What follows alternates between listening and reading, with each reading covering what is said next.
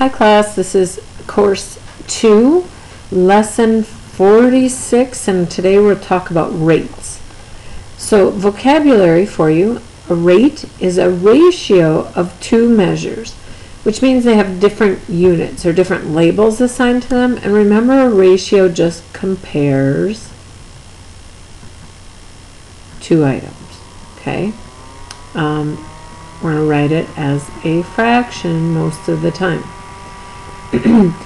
Some rates that you are familiar with or probably have heard: rate of speed would be like how fast you're going. So you're driving at like 55 miles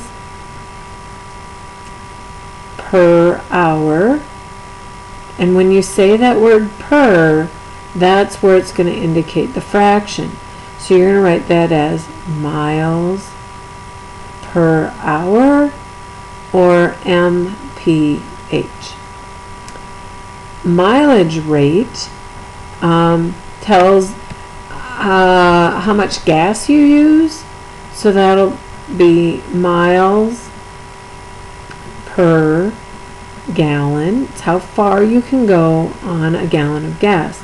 So again, that word per is where you hear the fraction, miles divided by gallons, or mpg. Pay rate, that'll be important to you so that you can get gas for your car. Pay rate will be dollars per hour. And if you have a job babysitting or working for somebody, doing something, you get paid hopefully in dollars per hour. Again, you hear that word per, so that's where you get the fraction. And there isn't a word that you would, or an abbreviation you would use. Important for you to know that a unit rate is the rate for 1 unit of measure. And what we're talking about is that your denominator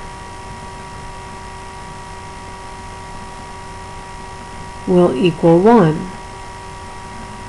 So you're taking your rates that you have and you're creating equivalent fractions to solve different problems.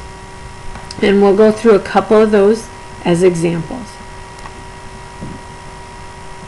A couple of formulas that you need to memorize. To calculate the rate of speed, your rate R is equal to your distance divided by your time, and that's what we have here. This is in words, this is in variables. Rate of speed equals distance divided by time. Now what did we say? Rate of speed back here was miles per hour. Miles is the distance and hours is your time. Now it could be meters per minute. Any distance divided by time will give you a rate of speed. Your distance then can be calculated if you take your rate times your time. So this would be how far do you go? Like how many miles do you go? That will equal your miles per hour times the number of hours.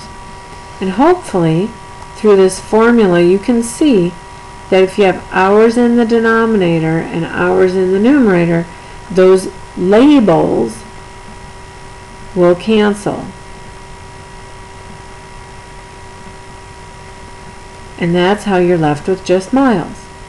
So two formulas that you need to memorize are rate equals distance divided by time, and distance equals rate times time. Okay, so now we'll just go through a couple examples. You do not need to write these down because they are in your book, but watch how they unfold as we solve them. Arnold drove 390 miles from Los Angeles to Sacramento in 6 hours. What was his average rate of speed? Okay, we need to know the rate of speed, and we know that he drove 390 miles in 6 hours. Okay, and remember that rate of speed is in distance divided by time, And so we've written that rate equals distance divided by time. And we are going to just write down 390 miles divided by 6 hours. And what we want to do is find average rate of speed is going to be given in per hour. Average rate of speed, it's also a unit rate when we have 1 hour in the denominator. And so we've created a proportion. 390 miles to 6 hours is equal to how many hours to 1 hour? And so different ways you can do this. You can cross multiply and divide by 6, or you can say, well, 6 divided by 6 equals 1. Either way it will work. So in this case I'm going to do divided by 6, and I'm going to divide this by 6, 3, and I'm going to work that out over here. 390 divided by 6 is going to give me 65. And then it's not just 65. Because they wanted a rate of speed, it needs to be the miles per hour. And it's per 1 hour. So if you put the 1 there, that's fine. Or you can just leave the 1 off, because when you say hour, you know that you mean 1. Okay. Here's another example. We're still talking about Arnold's car and the trip he took, and that will happen. You'll get problems where they're using the same information. But on that 390-mile trip, Arnold's car used 15 gallons of gas. His car averaged how many miles per gallon?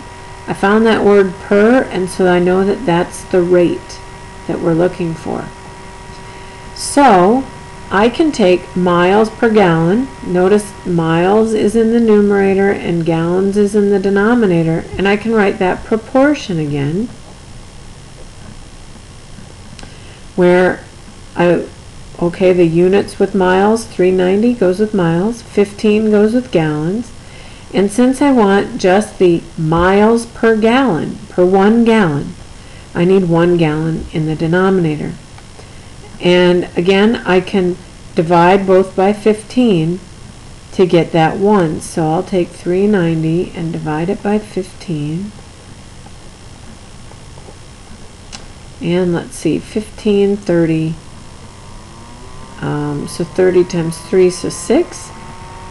0, 3, 6, 90. So this is 26 miles, but it's not just 26, and it's not just 26 miles, it's miles per gallon. So I can just put MPG there, because that's the abbreviation for miles per gallon. Okay, here's a cost, dollars, rate of pay problem. Jared was paid $480 for 30 hours of work. What was his hourly rate of pay? Okay, so now this doesn't mean hourly in the numerator. They want the rate of pay per hour. Okay, and that can be kind of tricky. So this means per hour if they want to know hourly rate of pay. And so you're going to do the same thing. Put dollars per hour. You see how that makes the rate? Dollars per hour. So we want 1 hour here. So we're just going to divide these. 480 divided by 30 will give me his hourly rate of pay. Now, probably not going to come out even. It might. But remember, with money, you could have dollars and cents. In this case, we don't. He's making $16 per hour. Okay. Last example. This will be one that you will need to do a lot of, calculating unit price. And you do this when you go to the grocery store, when you're shopping, to make sure you get the best deal. Okay, nobody wants to spend money they don't need to spend. So if you want to find the unit price, you are finding cost per 1 whatever, 1 ounce, 1 jar, 1 container. Okay, cost will be in the numerator. So you're going to divide the total price by the number of units to find the price for one. So we have $3.60, and we're dividing that by 24 ounces to get the cost per ounce. So 3.60, and remember, since the divisor doesn't have a decimal, we just put that decimal right up there. 124 subtract, let's see, 210. Now we need to know how many times 24 will go into 120. So 24 times 6, carry the 2, 12, 13, 4. Oh, that was too many. 24 times 5. And I should have known that because I'm looking for something that ends in 0. So I should have been thinking, what can I multiply times 4 to get a 0? 20, carry the 2, 120. So I put the 5 there, 120. Now, this is 15 cents per ounce. So then I can calculate if it's the same rate of pay or the same unit cost, a 24-ounce box, I can multiply that times 24. If it's a 48-ounce box, I can multiply it times 48. If it's a 22-ounce box, I can multiply that times 22. Okay, but unit price is going to be something that you do a lot of, so make sure that you remember that dollars will go in the numerator. Okay, hopefully this wasn't too complicated. Just remember that when you see the word per, think divide. That's where you get the fraction.